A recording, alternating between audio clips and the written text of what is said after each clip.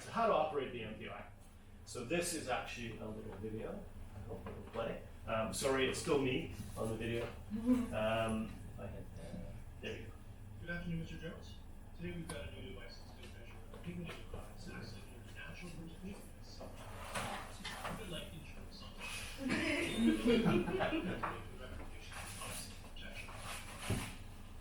Now, before we begin, I've just got a few questions to ask you. So I'll go back to the beginning again, just Yeah. to hear that first part. Yeah. Good afternoon, Mr. Jones.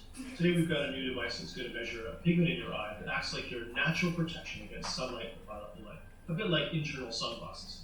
If you're low, it'll enable me to make good recommendations for products that can protect you better through life.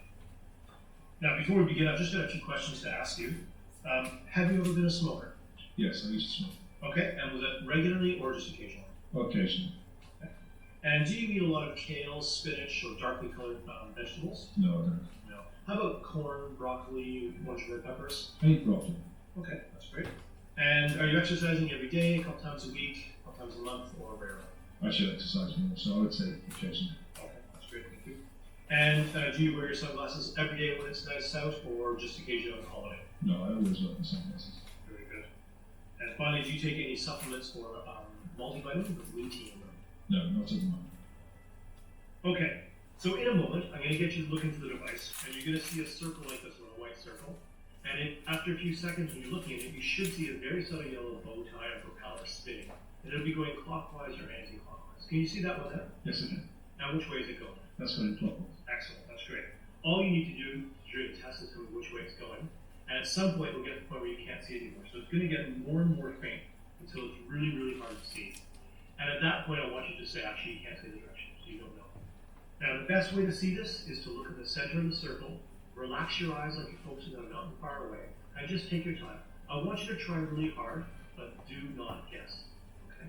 I want you to keep your head in the machine until the test is done, and I want you just to relax and take your time. There's no time to waste. Okay, if you could take your glasses off, please. Okay, I'm quite short-sighted.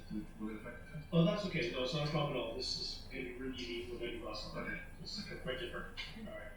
And if you could just rest your forehead and cheeks on the device, please. Okay. Okay, look at the back. Can you see that white circle? Okay. Okay, just look in the middle, Mm-hmm. and hopefully you should see a very subtle yellow bow tie propeller spinning. Yeah, it's very faint. Okay. Once you keep your head on the device, the whole time until I tell you to take it out, can you tell me which direction it's going? Yes, it's going clockwise. That's good. Excellent. Very well done. Okay, and how about this one? Oh, this is the other way. This is going anti-clockwise. That's great. Good. And how about that one there? And that's anti-clockwise. Good. Well done. It'll start getting harder now. Take a look at this one here. Okay, that is a bit harder. That's clockwise. Excellent. And how about now?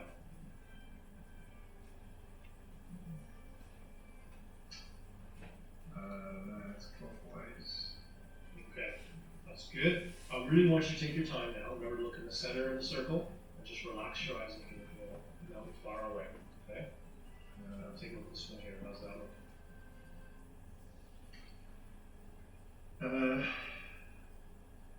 Anti-clockwise? Okay.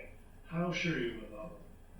Not very sure. No? That's Okay. not a guess. Alright, let's end it there then. That's great. You did really well. Thank you. Right, so a lot happened in that short little video. That takes about, the whole thing was 3 minutes long. It's pretty quick. That's the whole process of testing somebody. But lots of little details were in there. And that first time you watched it, you won't have picked up on those. And I'm sitting there going, what was that? There's so many things I need to tell you about, right? And we're going to go through that process this morning. As I said, you can see it's really easy to run, right? So you ask a few questions, you put the person in the machine, they tell you which direction the little yellow thing's spinning, and you just press the button to say which way it was going. That's it, that's the test. But the complexity is that it's more than that, because you need to get them motivated to understand what they're about to do, tell them what they're going to see, how they're going to see it. Then you need to keep them motivated while they're doing the test. And the most important part is that when they get to the end of the test, for them, the threshold point, it gets really, really hard. And it has to get really, really hard because we're at their threshold. That's what thresholds are all about. You're at the point where they can't do it anymore. And what you need to do is push them as hard as they can to get to that threshold, to keep seeing something as it really disappears. but you don't want to let them guess. So how do you get to that point where you know that they're not guessing, you push them as hard as you can, but don't let them guess, right? And that's the tricky part. So we'll talk quite a bit about that, and you'll have a go, and you'll see what I mean by this. That's the tricky part. But once you've got that nailed, it works every time, and it's really easy to do. Oh, sorry, no, next slide. There we go. So this is when we do the practice session. Like I say, we'll skip that for now. We'll come back to that in a minute, and we'll go through some of the theory first. So it is a threshold test, just like a Snellen chart. The difference is, though, with a Snellen chart, you can see that the letters are getting smaller and smaller. So the patient looks at it and goes, I see the big ones, no problem at all. I'm going down. Then you know that they start to guess, they start to get it wrong. But they can see there's some letters there to guess at. And they're, E and F is really hard, C and O. But at least they know those letters. The difference is in this test, you can see up at the top left. That's the effect they're seeing, right? This Heidinger's brush, very subtle yellow bow tie. So right off the bat, you need to get to understand it's subtle. And some people, it's going to be really subtle. So that's hard to do in the first place. But as it approaches the limit, it's still spinning in this one here. It's still there. Some of you might see it. Oh, no.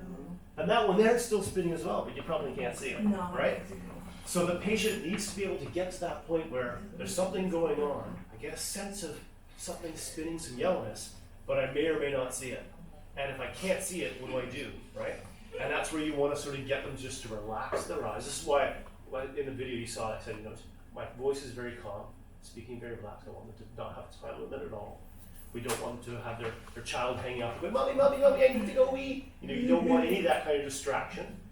It's calm, relaxed, take your time, there's no time pressure. Do the best you can. So in that second to last one, it does take a bit of effort to sort of see something spinning in there. And that's where we want to get into that threshold. The first time someone does it, sometimes they don't get it. And you're like, I don't think they got it. And I'll tell you about ways you can figure that out. Sometimes because it's so fast, you say, we'll just test you again. And then you see the second time, they actually got a little bit further. And that does sometimes happen. Most people, they get it right the first time and it works just fine. But there's that nuance of knowing whether or not they've got to the limit or not. So that's the fact that it's a threshold test. How do we get them to the threshold every time? 3 simple tools. Expectation, motivation, verification. Those are big shun words. How about just tell, help, and check, right? We want to tell them how to do the test, what they need to do, what they need to know to do it well. We want to help them do it as they're doing the test. And we want to check if they did it well after we get the results back. That's the process. So what does that look like? Expectation. Well, we want to briefly describe what is the MPI. Let's get some context here.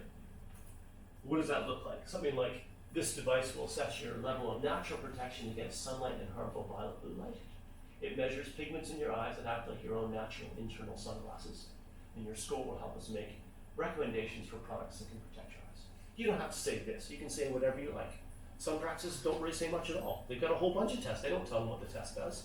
But if you're a practice that likes to inform your patients about what you're doing, that could be something you can say. But you can come up with your own wording as well. All right. We then ask some demographic questions. And again, this is a choice. You don't have to do this. I would love it if you did, because part of the process is we get the practices to export the data to us. We don't care who the people are. Usually it's a patient ID number that comes with practice. No one could ever trace it back because we're in the UK. They have to come through your paperwork and systems to find out. So it's relatively anonymous, to be fair, but not 100%. We appreciate that. We collect that data, and if I remember to find my slides later on, I can show you. We've been actually looking at those different demographics. So we ask the questions around diet, we ask questions sex, age, obesity. We don't ask those questions, we just fill them in. We ask the questions around diet, smoking, fitness, sunglasses wearing, and lutein use. And we collect that data, and we've been looking at that relative to the scores. And we've seen correlations with all of those demographics, which is really great. And the one that no one's ever looked at before in the literature or any research is sunglasses wearing, sunglasses and photochromics. We've shown that people that wear sunglasses or photochromics consistently score better. And that's because they're protecting their existing macular pigments. So we know that sunlight, particularly violet blue light, wears down your macular pigments, uses them up. So if you block that light, your macular pigments you're eating from your diet last longer, and they can do the job they're meant to do.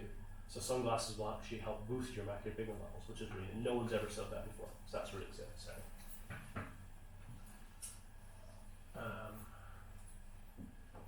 So the reason we ask the demographic questions is partly because I like to collect data, I'm a researcher, I'm a scientist, but also because it starts the conversation with the patient about what we're going to talk about later on when we get to the dispensing side. So we're seeding these ideas to the patient right from the get-go. That, okay, wait a second, you've asked me questions about my smoking, my diet, all these other things. Maybe that's relevant to the score I'm about to get. Now, you may or may not tell them the score when they do the test. So depending how you operate in this practice, it might be that the person running the test just does it, writes a score down, it goes to the eye care professional.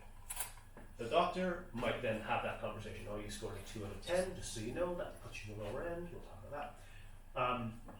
So that depends on how you guys do it here. But it's usually best that way. You don't need to have that conversation. Because if you tell them, oh, I'm a 2 out of 10 right away, they're going to go, 2 out of 10? I've never scored a 2 out of 10 in anything. Like, oh my gosh, that's horrible. My eye's going to fall out. What's going to happen?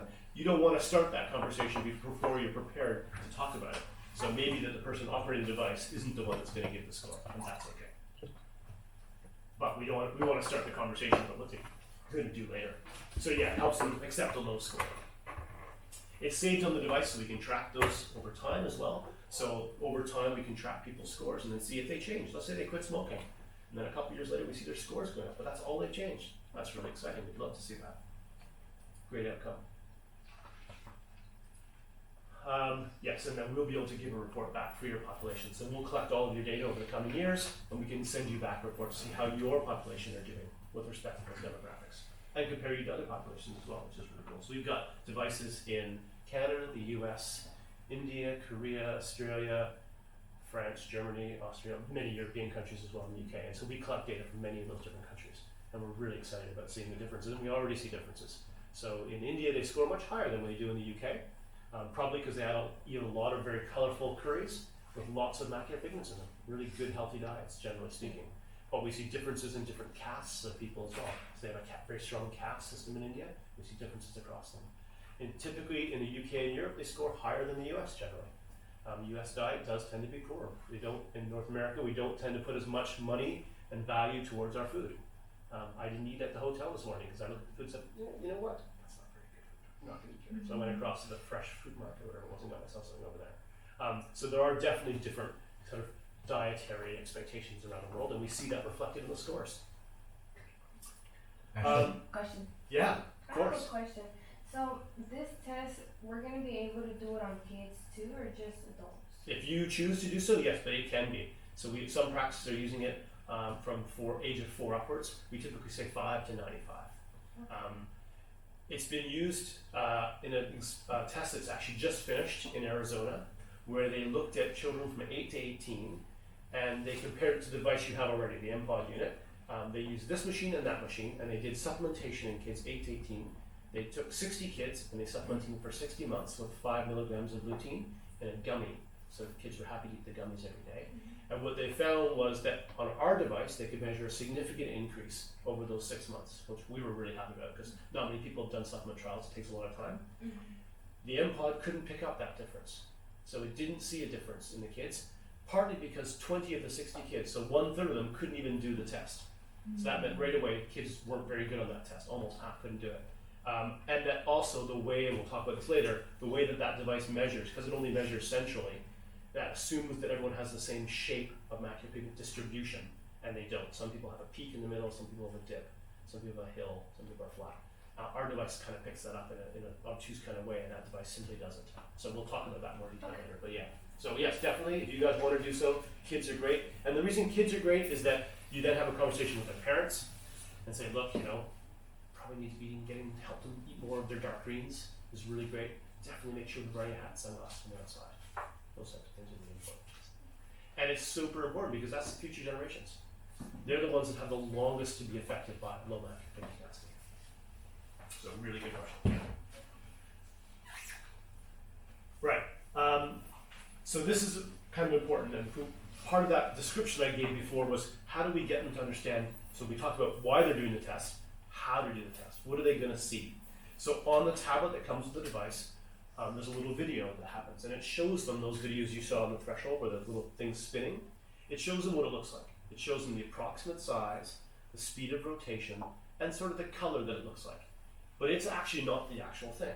The actual thing happens inside your eye. So we can never tell somebody exactly how it's going to look to them because it's created inside their eye.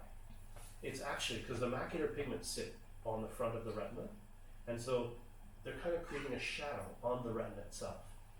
And depending on how much macular pigment and how it's distributed, that shadow will be different for everybody. If you have a lot of macular pigments, the shadow is strong. If you have very weak macular pigments, the shadow is very weak and subtle. So we can't tell them what it will look like for them.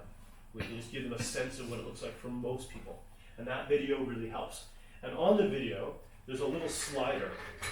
And that slider is really important. So that little orange dot there, you'll see when we do the test later on, you can slide it up and down. And so we always say start it at the highest contrast, so it makes it look really bold, and then slide it down to show them that during the test, it's going to get harder and harder to see. And eventually it will disappear. And that's super important because they've never done this before, and you want to get them to understand to expect what's going to happen. So yeah, it can be really faint for some. And I should just point out too, that everybody's different. So some of you that we measure today probably will score really great. It's easy, fantastic. Some of you might score really low or not be able to do the test. That happens. Some people don't have high macular pigments. Not just because of your diet and your lifestyle. Also even genetics can control how much macular pigment you have. So we have to accept that everyone's different and that's okay. So when someone scores low or can't do the test, you need to be really understanding of that. Doesn't mean there's a problem. Your eyes aren't going to fall out tomorrow. It just means you don't have as much of that protection. Yeah. I do have a question. So the current implant that we have right now, we do it on Caucasian patients from 50 to 80. Can we do this on any, like, on other colors? Anybody and everybody. Please, everybody should do this. Absolutely. Yeah. So I know that you, in the video, you had to take their glasses off before doing this test. So Yeah. if they're wearing contacts, would that also affect it at all? Only if they're photochromic or blue filtering contacts. Okay. Most people don't have those usually. But if they do, yeah, please have them take those out. Okay. It's a really good question, and I'm going to get sidetracked all day today because there's so many things to say. So remember I said that this is happening because the macular pigments inside your eye are creating a shadow on your own retina. It doesn't matter what kind of lens I put in front of that system. So, you know, if it was a sunny day, which is not, but if I put my hand on the table, you can see I'm making a shadow, right? Well, I can put any kind of lens I want up here at all, that shadow is not going to go away. So what's really neat about this device, unlike other devices, that because it's happening all inside the eye, it doesn't matter whether they're a plus 10 or a minus 20. That shadow is still going to get formed because it's right in front of the retina. Now, what's tricky about that when we talk about expectations is that if someone's really like farsighted and they take their glasses off, what happens? Everything's blurry. Everything's blurry. They can't see anything. So what do you think their expectations are when they put their head inside a machine when you're saying you're going to see something that's really hard to see? They're like, I'm never going to see it. So they're going to start off thinking, I'm not going to see this. So it's helpful for somebody that you see right away, you know, because you can see how thick their glasses are. Don't worry, this is happening inside your eye. Unlike anything else you've ever done, this actually doesn't matter. In fact, it's a bit easier for people that have a bit of refractive error because they're everything gets blurry in there, and suddenly this is not that blurry. So it's actually better. But it is helpful to know that. The other thing is that some people that have very strong prescriptions also have convergence insufficiency. And that will create some problems with this test. That does create a problem with this test. If they can't merge the two images together, then they're going to be seeing two things spinning, and one from each eye. And one of the challenges there is that the cornea actually messes up with the polarization that we use to especially make this device. And so it can cause one of them to sort of like be visible and then disappear, visible and disappear, and sort of jumps around. Now the cool thing about having two eyes is it just so happens that this corneal effect is equal and opposite, and your brain merges the two images together. So where what disappears in one, it puts it back in the other, and it looks like it's smooth flowing. So for me, I've got very high corneal birefringence, a thick cornea essentially. If I do this test one-eyed, I score about a 5 or a 4. When I do it two eyes, I score an 8 or 9. And that's because I merge it together, it's much easier to do the test. So, great question, really great questions. I need to be careful I don't go off on too many sidetracks when I get through the day. All right, so really important that they look in the middle of that circle. And again, that's because it's happening inside their eye. And so if they move their eye, guess what? It moves with the eye. And so if they look up at the top, the effect then moves up to the top, and they're only seeing half of the little sweeping bow tie go around. And it's a lot harder to see it spinning if you only see half of it. Again, if they've got some sort of like amblyopia or eccentric fixation, then what they might find is that the real world isn't centered on their fovea where it should be. It's centered a little bit off to one side, and so they feel like they're chasing it all the time. So if they say, oh, it keeps moving off to the right, that's fine. Can you bring it back into the center? Just bring it back in, whatever it takes to bring it back in. That's because they're not using the very center of their eye, and they don't even know they're not. And that's okay. But they can still do the test. But they may find it harder, for sure. And if it's really strong, if they say, I can't bring the center, it may not be testable. That does happen. Relax their focus. This gets back to, it's easier for people that have a bit of refractive error. You want them to be, there's something to look at there. There's like a circle in the middle, but that's not where the effect is. It's inside their eye. So what you actually want them to do is to defocus their eye. So pretend like they're looking at a cloud or a mountain really far away. That really helps do the test. You'll see when you do it later. Use that simulation. That's really important for helping them understand what they're going to see. And then you need to tell them, you're going to see this perhaps several times before it slowly disappears. Now, a caveat to that is if you've got really low macular pigments, you might stop on the first one. And that's a challenge because it's going to get hard to see. So for someone like me, if I'm scoring 8 or 9, when I first turn the machine on and I look in, it's bright yellow, it's spinning away, it's super easy. And it's not until it gets up to about 7 or 8 that I'm like, ooh, it's getting hard now. I've really got to struggle to see this little effect going around. But people that are only going to score 1 or 2, they're starting where I end. They're starting at 7 or 8, which means it's really hard for them. So you do need to be patient with them. They're only going to get a score of 1, so it's not going to take long. But if they're struggling, you really need to maybe bring their head out again, show them the simulation, say this is what you're looking for. Are you getting any sense of rotation at all? Now, there is a fallback, and that is that the machine has a blue mode. So macular pigments are here to protect you from violet blue light. So they absorb the violet blue light really, really well. When you take violet blue out of the white full spectrum of light, you're left with yellow, which is why the effect looks yellow. But if I only use blue light,